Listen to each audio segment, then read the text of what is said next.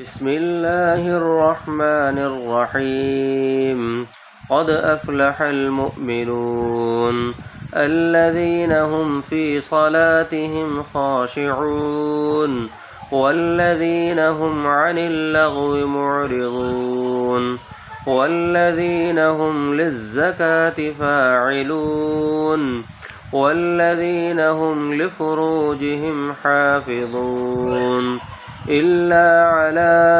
أزواجهم أو ما ملكت أيمانهم فإنهم غير ملومين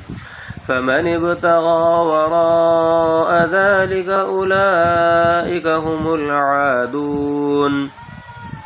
والذين هم لأماناتهم وعهدهم راعون والذين هم على صلواتهم يحافظون